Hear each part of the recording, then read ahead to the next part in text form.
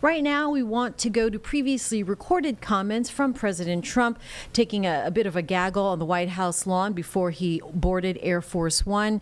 Just taking questions right now. Let's go ahead and listen in here on WCNC+. But I think we had a very good meeting on interest rates. And he said to me, now I don't know if he's going to say this on Thursday or whenever he speaks, but he said to me very strongly, the country is doing well. He said, congratulations. The country is doing really well. And I got that to mean that I think he's going to start recommending lower rates. Because of that conversation? How do you think that the Supreme Court... The country really is doing well. Mr. President, how do you think that... Record business. Did you speak to Netanyahu? Thank you, Mr. President. How do you think that the Supreme Court's ruling that benefited you on presidential immunity would apply to former President Barack Obama and what you're accusing him of doing? It probably helps him a lot. Probably helps him a lot, the immunity ruling. But it doesn't help the people around him at all. But it probably helps him a lot. He's done criminal acts, there's no question about it. But he has immunity, and it probably helps him a lot. Trade agreement you're looking to sign too. He owes me big. Obama owes me big. What are the details in the UK trade agreement you're hoping to find soon with the Prime Minister? This week we want to talk about certain aspects which is going to be good for both countries.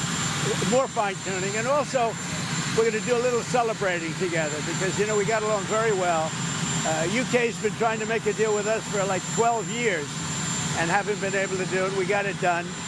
He's doing a very good job. Good Prime Minister, good guy. We really get along very well.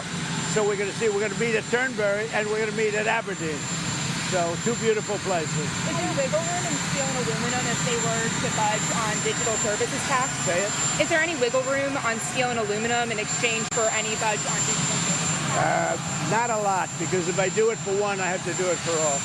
So on that, steel and aluminum, not a lot. Mr. President, did you speak to Netanyahu about aid drops?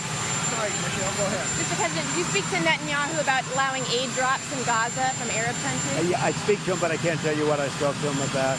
But it was sort of disappointing, although I told you. I mean, I told you, when you get down to those last 20 hostages, you get down to that last 10 or 20, it's going to be very hard for Hamas to make a deal because they lose their shield, they lose their cover.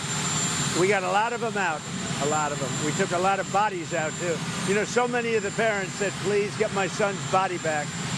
And we're able to do that. We got a lot of people out, live and people that are not alive.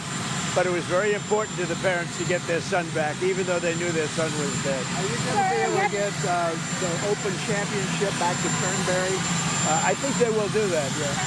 They want Turnberry is rated the #1 course in the world. I think they'll do that, yeah. And are you going to talk to anybody No, about I'm not going to. It's not about that. I'm going to see it for the first time in years. You were there the last time we went. That's pretty good, right? No, it's the best resort in the world, I think, at Turnberry, and it's one of the greatest courses in the world. We're going to see it. We're going to have, I believe, dinner at Turnberry with the Prime Minister. Then we're going to go to the oil capital of Europe, which is Aberdeen, and we're going to have lunches there. We're going to have a good time. I think the Prime Minister and I get along very well. And you're going to see the Scottish leader, too, right? I am. What's that about? Well, we have a lot of things in Scotland. I have a lot of love. My brother was born in Scotland, and he's a good man. The Scottish leader's a good man, so I look forward to meeting him. That's all set up, right? Harris Day is exactly 1 week from today, August the 1st. What do you expect between now and next Friday as it relates to your deadline? When you say tariff, not Paris. Tariff. I think you said Paris Day. No, Paris Day. Well, most of the deals are finished right now. They're finished because we're just going to charge a certain tariff. A lower tariff that I could get. I don't want to hurt country.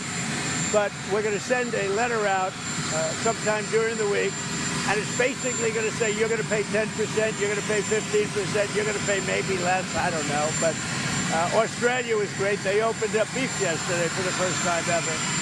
And they did it we didn't know about. We asked them to do it, and all of a sudden we got a word that they wanted. So obviously they're looking to do something. but Australia. So August 1st is going to come, and we will have most of our deals finished, if not all. We haven't really had a lot of luck with Canada. I think Canada could be one where they'll just pay tariffs, not really a negotiation. We're working very diligently with Europe, the EU, which covers a lot of territory, a lot of countries, and that's the big one right now. We have the confines of a deal with China, but we haven't really. We don't have a deal with Canada. We haven't been focused on it. When you send out those letters, Mr. President, when you send out those letters, do you believe that will bring some certainty to the financial markets? Because then they will know. No, when those letters go out, they're a page and a half. That means they have a deal. It's done. They pay that tariff, and that is a contract essentially. And they can come into the country. They're going to pay a tariff. I'm going to keep it minimal. I'm going to keep it. I'm not looking to hurt countries. I could do that too, but I'm not looking to do that. But when that letter goes out, that's a deal. And we'll be sending maybe close to 200 of those letters out. Don't forget, we have a lot of countries.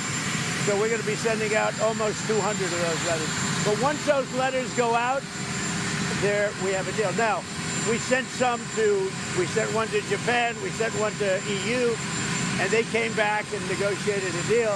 I think EU has got a pretty good chance of making a deal. With all of that revenue coming in, Mr. President. A lot of money. A lot of money. Our country was a dead country. It was a dead country 1 year ago. Now we have the hottest country anywhere in the world. And don't you feel it?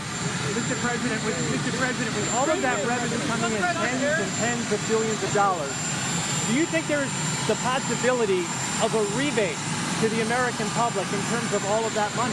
We're thinking about that, actually. We have so much money coming in, we're thinking about a little rebate, but the big thing we want to do is pay down debt. But we're thinking about a rebate. That's a very good question. You just made a lot of news. We're thinking about a rebate because we have so much money coming in from tariffs that a little rebate for people of a certain income level might be very nice.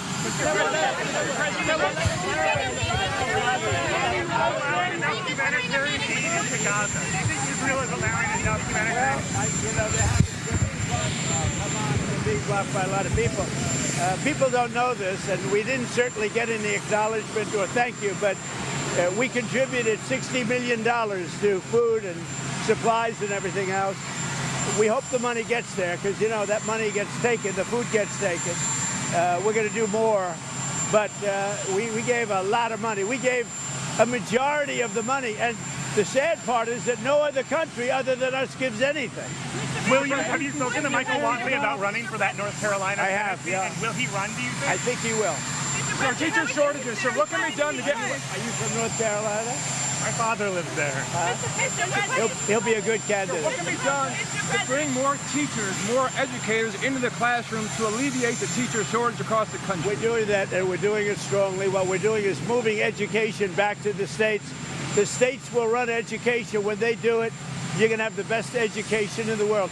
We'll have 35 or 40 states where it will be as good as Sweden, Norway, Denmark, the top 5 or 6 countries. How do you attract the top talent, the top teachers to get them into class? We're going to get them. We already have them. When we go back to the states with education, you're going to see a big difference. Mr. President, is Ghislaine Maxwell, is that on the table?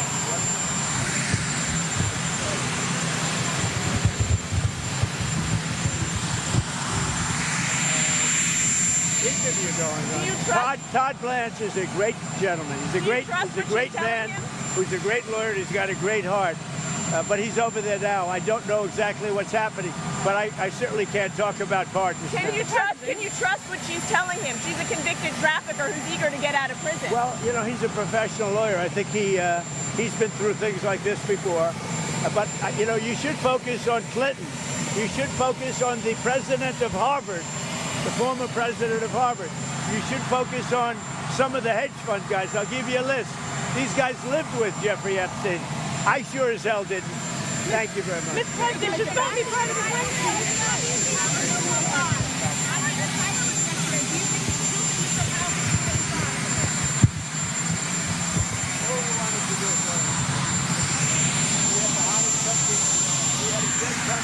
years ago.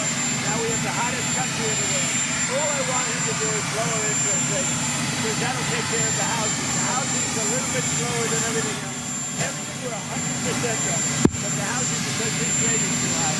If he lowers it, you're going to see a housing boom on top of it. We've got the hottest country in the world.